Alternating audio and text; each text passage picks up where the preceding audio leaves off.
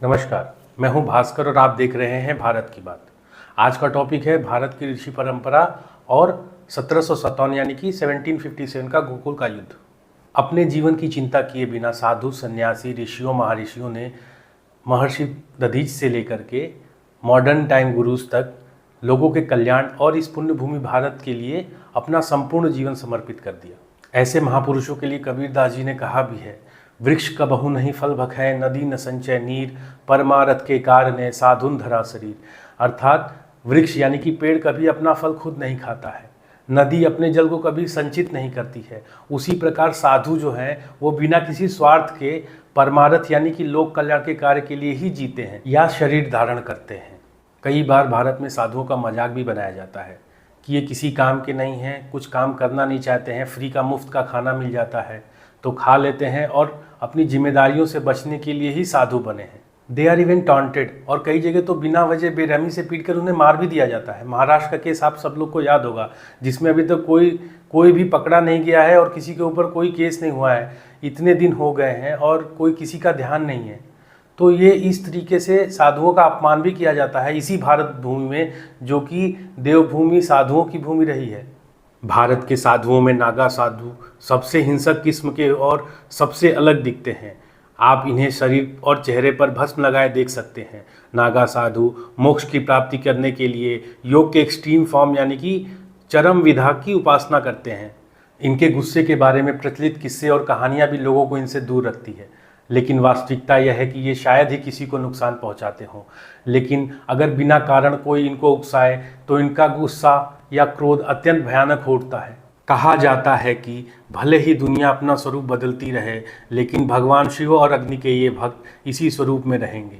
ये घने जंगलों और ऊपरी हिमालय के साथ साथ हरिद्वार और अन्य तीर्थ स्थलों की दूर दराज के इलाकों में हैं, जहाँ ये आम जनजीवन से दूर कठोर अनुशासन में रहते हैं।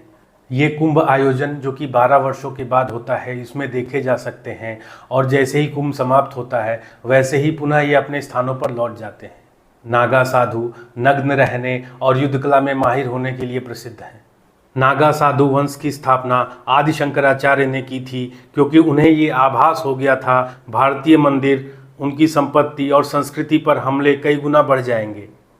उस समय भारतीय जनमानस की दशा और दिशा बहुत बेहतर नहीं थी। ऐसे में शंकराचार्य ने सनातन धर्म की स्थापना के लिए कई कदम उठाए, जिसमें से एक और था देश के चारों कोनों पर 4 पीठों की स्थापना, जो कि गोवर्धन पीठ, शारदा पीठ, द्वारिका पीठ और ज्योतिर्मठ पीठ थीं।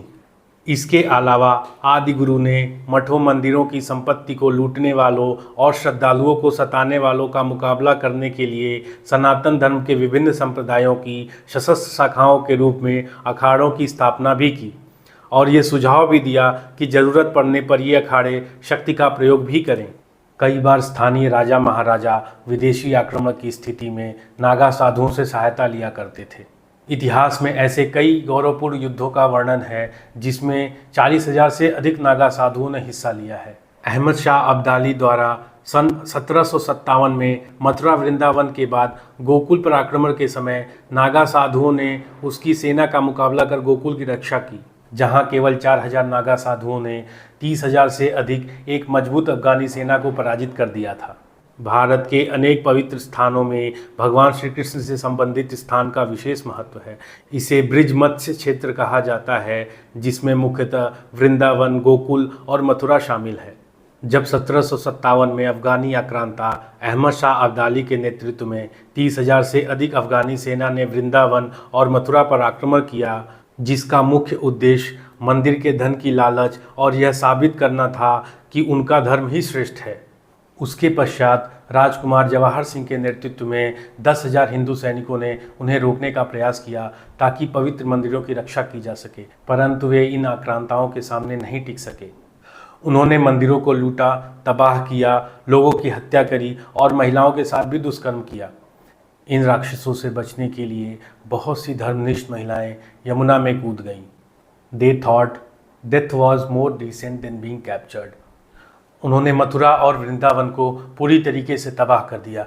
ऐसा भी माना जाता है कि वहाँ इतना संहार हुआ था कि अगले कई वर्षों तक वहाँ की मिट्टी से बदबू उत्पन्न होती रही।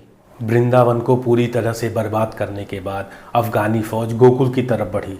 इसका नेतृत्व सरदार खान को दिया गया, जो 20,000 सैनिकों के साथ गोकुल की तरफ बढ़ा। लेकिन उसका इंतजार वहाँ पे 4,000 नग्न साधु भस्म लगाए और हाथों में तलवार लिए उसकी प्रतीक्षा कर रहे थे। जब सरदार खान ने उनको देखा तो बहुत ज़ोर से हंसा और अपने सैनिकों को आदेश दिया कि मध्याह्न भोजन से पूर्व ही उन साधुओं का संहार करें।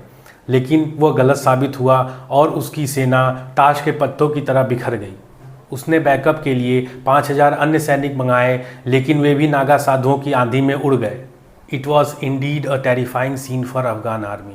जब ये बात अहमद शाह अब्दाली को पता चली, जो वृंदावन में ही था, तो उसने और सेना भेजी, जो कि नागा और अघोरी साधुओं के सामने घुटने टेक दिए और हार कर समाप्त हो गए या वहाँ से भाग खड़े हुए। जैसे जैसे उनके शवों का ढेर बड़ा होता जा रहा था, वैसे ही उनका मनोबल भी गिरता जा रहा था। अपने जीवन की रक्षा के लिए उनके सेनापति सरदार खान ने बचे हुए सैनिकों को वापस बुला लिया। अंततः नागा साधुओं ने पवित्र शहर गोकुल को इन आतताइयों से बचाया। हर हर महादेव के युद्ध घोष ने इन शत्रुओं को इतना भयभीत कर दिया कि वे पुनः कभी इस पवित्र शहर पर आक्रमण करने की हिम्मत नहीं जुटा पाए। आशा करता हूँ कि आज आपने कुछ नया सीखा, नया जाना। मेरे वीडियो को लाइक करिए, शेयर करिए, चैनल को सब्सक्राइब करिए। सब्सक्राइब ज़रूर करिए, ये आपके लिए फ्री है और हमारे लिए शक्ति को बढ़ाने वाला है, ताकि हम और अधिक मेहनत कर सकें। Please subscribe. नमस्कार, जय हिंद, भारत माता की जय।